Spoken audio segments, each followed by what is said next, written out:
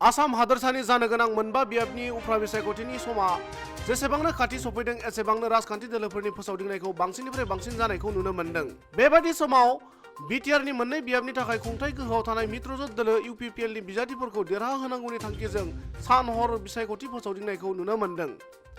मख'नो गोनां दि 28 नं गसाइगाव बियाबनि दाब दाब जायगायाव इउपिपिएल दोलोनि बिजाथि जिरन बसुमतारिनि जानानै बिटिआरनि लेङाइ गाहाय मावफुं सोद्रोमा गबिन्द बसुमतारिया फोसावदिंनाय हाबाफारियाव बाहागो लानानै ओरैबायदि बुङो।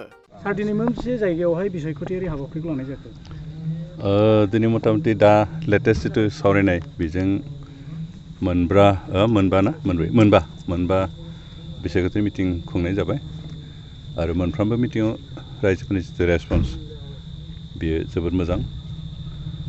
जिहेतु गसाइगावनि जायजन बिजाथि बिथाङा रायजो राजानि सिनाखिखा बयजोंबो सिनायजाखानाय मानसि आरो सिगां एमसिएलए जाखानाय मानसि, बेनिखायनो बिथांनि प्रति रायजोनि जिथु साननाय हनाय रायजोनि जिथु सापर्ट बेयो जोबोद मोजां। बेनि अनगायैबो जों मोनब्रै राजनितिक हान्जा जेरै इउपिपिएल, बिजेपि, एजिपि आरो जिएसपि बे मोनब्रै राजखान्थि हान्जा बिथांखौनो सापर्ट खालामदों। बिथांनि जानानैनो खामानि मावगासिनो दं। बिजेपिनि गोबां दैदेनगिरिफोर इतिमধ্যे फिल्डआव हाबगासिनो दं आरो दाखालिसो आसामनि गिबि मन्त्रि डक्टर हिमन्त बिश्व शर्मा फैनानै बिथांनो जानाय केम्पेइन खालामबाय आरो जिखिनि फिल्डआव गिदिंनानै बारहावाफोरखौ नुदों बेखौ नायोबा जिरेन बसुमतारी बिथाङा जे देरहागोन बे बाथ्राया खाथां जानानै दं। सार बिटिआरनि कंग्रेसनि स्पक्सपार्सन गर्जन मुसाहारि बिथाङा बुंदों आरो रुकुमुल हुसेनाबो बुंदों जे दानि आथिखालाव जे बेसेन बांबाय थानाय बिजेपि दोलोखौ डाइरेक्टलि बिथांमोना आसि थुदों। जायनि जाउनावहाय दानि जे उफ्रा बिसायख'थि बे उफ्रा बिसायख'थियावहाय इउपिपिएल दोलोआ रायजो राजानि भट मोननाय नङा होनना बुंदों। दा बे बाथ्रानि सायाव नोंथाङा मा बिबुंथि होगोन? पेट्रलनि जिथु दाम बियो दुलाराय बुहुमावनो एसे बांदों। बेबायदि हिसाबै भारतआवबो बांगोन। दिनै आसामाव बांबाय, खिन्थु दिनै जों कम्पेयार खालामनानै नायबाय आसामनिख्रुइबो बेंगलाव बारासिन दं। बेंगलावथ' बिजेपिनि सरकार नङा, दिनै गुबुन सरकार, खिन्थु आसामनिख्रुइ थाइबा बारा डिजेल आरो पेट्रल मोननैबो। बेबायदि हिसाबै दा बिजेपिनि थाखायनो जादों होनना बुङोब्ला बे गोरोन्थि जानो हागौ।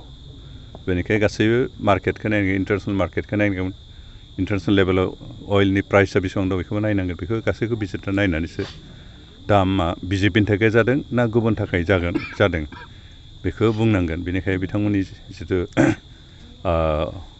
आर'प जे बिजेपिनि थाखायनो थावा बांदों होनना, थावनि दाम बांदों होननाया बे बेसेबांखिनि एक्सेप्टेबल, बेसेबांखिनि रिजनेबल, बेसेबांखिनि गनायथाव बेखौ इन्टारनेसनेल मार्केट प्राइसखौ नायबासो बुंनो हागोन। बेनिखायनो थारैनो बिथां बुंनायाव मा बुंगोन सैथो दं होननानै सानाखै। मार्केट प्राइसखौ नायनांगोन। बिनि सायावसो जिहेतु इन्टारनेसनेल लेभेलाव थावनि जि प्राइस बेनि सायाव निर्भर खालामनानै गुबुन गुबुन देशफ्राबो थावनि दामखौ थि खालामो। बेनिखायनो जों बेखौ मिथिग्रोनानैसो अनुचित बा बिजेपिनि थाखाय जादों, गुबुन सरकार थानायनिफ्राय बेबायदि जानाय नङामोन होननानै एसेबां गनायथाव नङा आरो। नोजोर होनो गोनां बाथ्राया बेनोदि सार बिथांमोना बुंदों जे दानि जे उफ्रा बिसायख'थि बेयावहाय जिरन सारा भट मोननाय नङा, बे जायनि जाउनाव दाम बारायनायनि जाउनाव इउपिपिएलआव गोहोम गोग्लैदों होनना बुंदों। दा बेनि सायाव नोंथाङा मा बुङो? बिथांमोननि बे जुक्तिया गनायथाव नङा।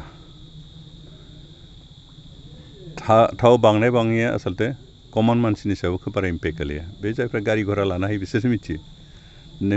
जोंबायदि गामि ओनसोलाव थानाय हाजिरा मावग्रा मानसिफ्रा थाव बांनाय बायदिजों खोथा गैया। बिसोरना गामि ओनसोलाव लामा सामा बानायना होगोन ना हाया, इलेक्ट्रिसिटि बेबस्था लाबोना होफैगोन ना होफैया, दै लोंनायनि बेबस्था खालामना होगोन ना होआ, बिधवा पेन्सन होनो हागोन ना हाया, बृद्ध पेन्सन होदों ना होआखै, अरुण'दय आसनि स्किम फैसाफोरखौ होनो हायाखै, आयुआ न' होनो हादों ना हायाखै, बेफोरनि सायावसो निर्भर खालामो भट होनाय होयिया।